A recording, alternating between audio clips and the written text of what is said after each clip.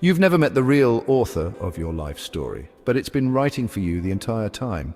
Every time you overthink a simple message, every time you say yes when everything inside you screams no, every time you feel small in a room full of people you admire, that's not your conscious choice, that's the subconscious script. And the terrifying part is, you didn't write it, it was shaped before memory, in glances, in punishments, in the space between words. It was carved by repetition, emotion, and silence, long before logic ever had a say.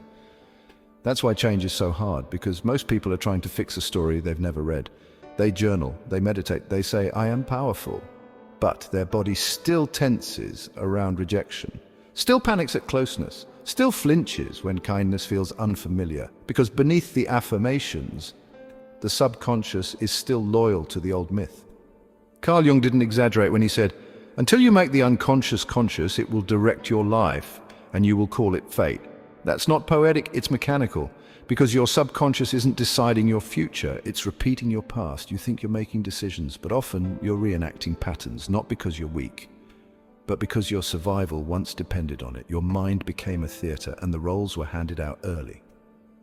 The good child who doesn't speak up, the hero who saves everyone but himself, the healer who forgets her own name. You didn't audition for these parts, you just learned that safety meant performance. And now that performance is breaking, because you can only act for so long before the script collapses under its own weight. And here's the truth no one told you. You cannot change the story by thinking harder, because the subconscious doesn't speak thought, it speaks image, it listens to symbol. It believes what is felt, not what is said. So if you want to reprogram it, you need to stop shouting affirmations at a mind that only understands metaphor. You need to learn to speak its language, and that language is myth. Your subconscious doesn't want instruction. It wants immersion. It wants to see you live differently. It wants new roles, new rehearsals, new scenes repeated with emotional truth until the old ones lose their power.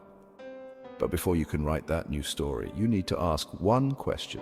What myth am I still living in? Because no matter how smart you are, no matter how awakened or evolved, if you don't know the story your subconscious is still obeying, you'll keep waking up inside it. Not because it's true, because it's familiar. And the subconscious doesn't seek what's good. It seeks what it knows. But you are here now, which means something in you is ready to question, to unlearn, to remember this is not reinvention. This is reclamation. You were never meant to live in someone else's story. So let's begin. Not by solving the puzzle, by stepping into the myth, the one buried beneath all the noise, the one with your name on it. It begins, like all myths, in a forest.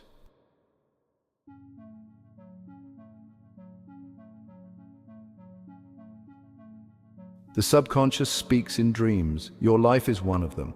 A house you always revisit, a stranger whose face shifts, a staircase that descends endlessly and you don't know why you're going down. You wake up, but something stays with you, a feeling, a symbol, a question. That's the language of your inner world. It's not rational, it's relational. Your subconscious doesn't want clarity, it wants resonance. And the symbols it trusts most, are ancient. Carl Jung called them archetypes, the inherited images etched into the collective unconscious. They are older than you, older than culture, older than language. The warrior, the mother, the orphan, the trickster, the sage, the lover, the shadow. They appear in dreams, movies, art, conflict, and desire because they live inside every one of us. Not as stories, as psychic blueprints. The subconscious doesn't understand I'm good enough, but it understands the hero stepping up when it counts. It understands the orphan learning to trust again. It understands the sage who stays still in chaos. It understands the monster in the mirror, the shadow, and the courage it takes to face it. You've played these roles without knowing. Maybe your entire life has been one long audition for safety, and the role you've been performing is killing you softly. Because here's the paradox. The archetype that saved you will also imprison you. The healer who was loved only when needed, the warrior who never rests, the lover who loses herself in everyone else's needs. The subconscious repeats what's rehearsed, even if it hurts, even if it's a lie.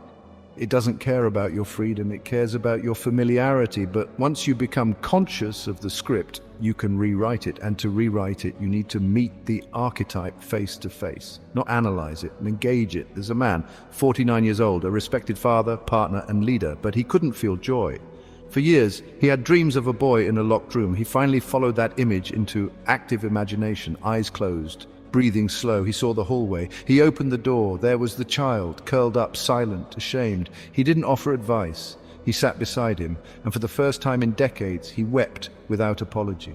The next day, he told his wife, "I think I just met the part of me I abandoned so long ago, I forgot he was still waiting."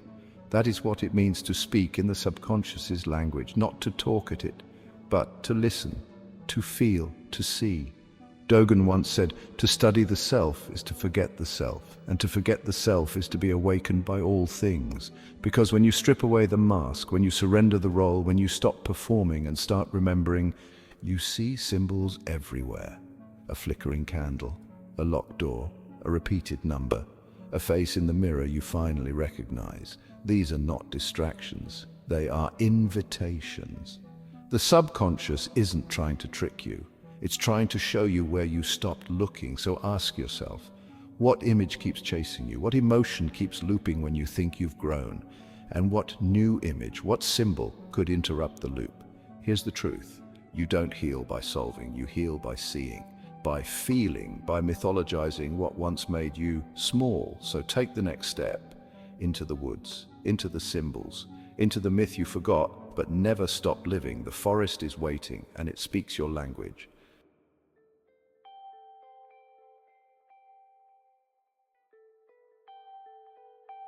There is a story you've been living that you didn't know you were telling. It's written in the way you flinch when someone raises their voice, in the way you say yes just to avoid feeling abandoned, in the way you stop yourself from celebrating because joy still feels like a setup for pain. These aren't quirks. They're rituals, old rehearsals from a myth that didn't start with you, but still lives in you. And here's what most people never realize. Your subconscious doesn't change when you tell it something new.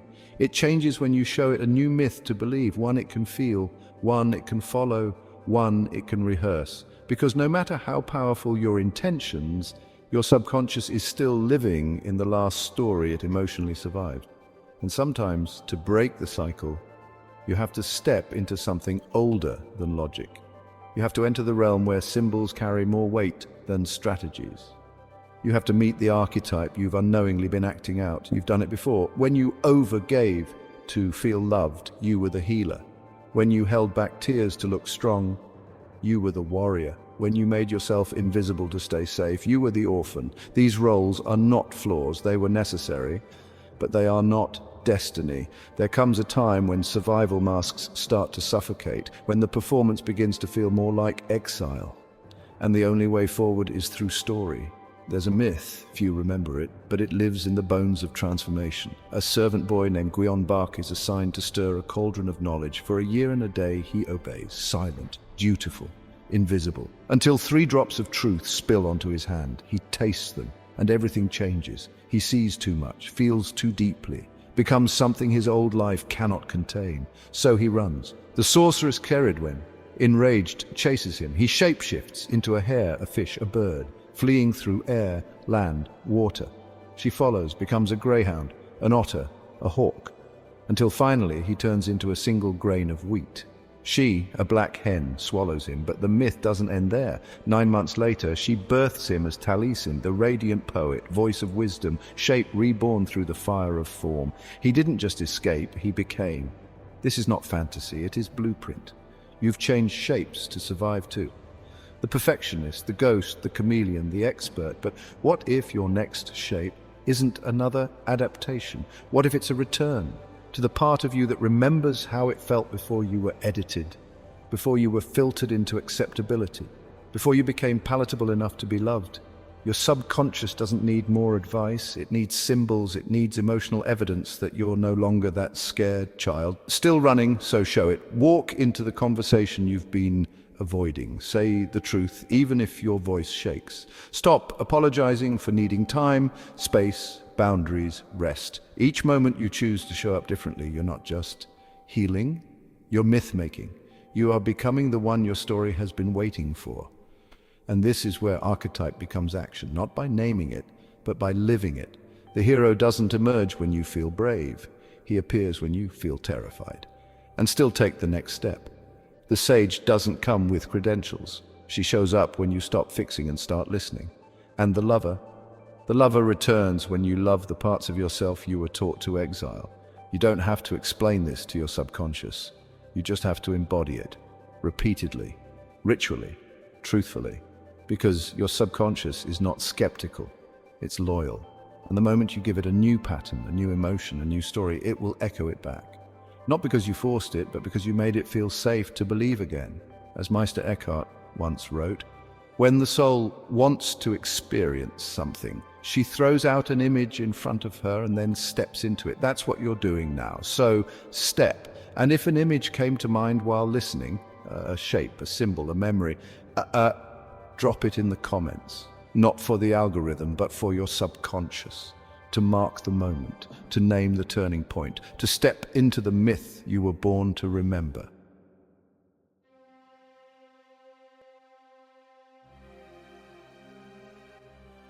Transformation always asks for something in return, not your hope, not your effort, your identity. Because to become who you're meant to be, something has to burn, and the first thing to go is the version of you that knew how to survive. The good one, the strong one, the quiet one, the one who never needed anything. You don't need that version anymore, but your subconscious still thinks you do. Because it remembers what happened last time you spoke up, what happened last time you cried, what happened last time you trusted. So it protects you, even as it imprisons you. And that's where the fire begins, not in destruction, but in revelation. You realize that what you thought was you was just rehearsal, a carefully performed myth of safety, and now the fire comes, not to punish, but to clear. This is where reprogramming truly begins, not in insight, in death. The death of the old reflex, the old shape, the old explanation. Jung didn't call this positive thinking, he called it individuation, the forging of the self through shadow, symbol, and surrender. And one of his greatest tools was active imagination, not passive visualization, but conscious descent. You sit, you breathe, you open the inner door and you walk in. One woman did this and met a bear, large, golden, silent. He led her to a cave. Every day she returned. She stopped asking questions, stopped rushing for answers. She learned that stillness was sacred, that slowness was strength, that rest could be ritual. Another man kept dreaming of a burning library. Every book was blank. He ran from it for years. Then one night he stepped inside. He sat in the smoke. He whispered, "I'm done with borrowed truths." The fire didn't hurt him, it revealed him. This is how the subconscious learns, through encounter, through image, through repeated emotional resonance, and sometimes the encounter is brutal. It's the panic attack you don't run from, the conversation you no longer avoid, the memory you let wash over you without drowning. That's the fire. And here's the paradox. The part of you that burns was never real. Only the mask melts. The self remains. You don't rise like a phoenix. You rise like a human who has remembered they were never the ashes. Hafiz once said, "I wish I could show you, when you are lonely or in darkness, the astonishing light of your own being." That's what this fire is for, not destruction, illumination. So if everything feels like it's falling apart, good, the subconscious is watching, and if you stay with it, not judge it, not fix it, just stay, it will learn, it will shift, because when the story is no longer about survival, it becomes about return, to wholeness, to embodiment, to the image of you that always lived in the fire, but was never consumed by it.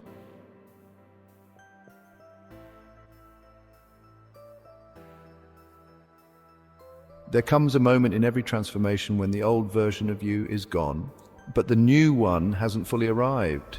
You feel it in the space between breaths, the way silence no longer feels safe, the way joy feels suspicious, the way being seen feels like exposure instead of connection. This is not regression, it's the reprogramming taking root, because you've stepped out of the myth you were given, but haven't yet written the one that belongs to you. And now the subconscious is listening, not with logic, with curiosity. It's asking, what story do we believe now? And here's where most people get it wrong. They try to answer with performance. They adopt a new identity. They talk louder, move faster, heal harder. But that's not integration. That's costume change. You don't rewrite the subconscious by playing a new role. You rewrite it by embodying a new rhythm, slowly, consistently, with emotional evidence, not "I am powerful." But sitting in a room and not shrinking, not "I am enough," but resting without guilt. Not "I'm not afraid," but speaking the truth even when your stomach tightens and your hands shake. That's the kind of proof the subconscious trusts. Not slogans, symbols. This is the act of choosing a myth on purpose. The myth where the sage doesn't speak over others, but listens without trying to fix. Where the lover doesn't disappear into others, but stays rooted in their own skin. Where the warrior finally puts down the armor, not because the world is safe, but because peace has become more important than protection. But don't get romantic about it, this part is hard. Because when you stop living inside someone else's story, you feel lost at first. There's no map, no script, and yet this is where your life begins, in the slow rehearsal of new images, in the quiet decision to behave differently, in the moment you don't respond the way you always did and something inside you notices. That noticing, that's reprogram. It's the subconscious updating its definitions of love, of safety, of power, of you. But here's the warning Jung himself implied, even if he didn't always say it plainly. The danger isn't failure, it's inflation. Spiritual bypass, the temptation to crown yourself the hero without facing the cave, to identify with the archetype instead of integrating it. So stay humble, don't wear the mask of the sage to hide your confusion. Don't hide inside the warrior just to avoid grief. Don't pretend to be whole just because healing has become your brand. Let the myth shape you, not shield you. And remember, the truest symbols are subtle. They show up in how you speak to your reflection, how you end a conversation, how you hold a boundary without a sermon, without apology. This is the new myth you're choosing, not one of perfection, but of presence, of fluidity, of paradox. Because here's the paradox your subconscious understands best. The closer you come to wholeness, the more you realize nothing was missing, only hidden, only waiting, only silent, until now. So speak, and not just in words, in posture, in stillness, in how you move through the world when no one's watching. Let every act be a new story your body believes. Let every choice be a new sentence in the myth you're writing. Not for the audience, for the subconscious, because it's watching, and it's learning, and it will echo back whatever you show it most often. Let it echo truth, let it echo power, let it echo the version of you that no longer needs to explain itself. This is the myth you choose now. Not because it's easy, but because it's yours. And that changes everything.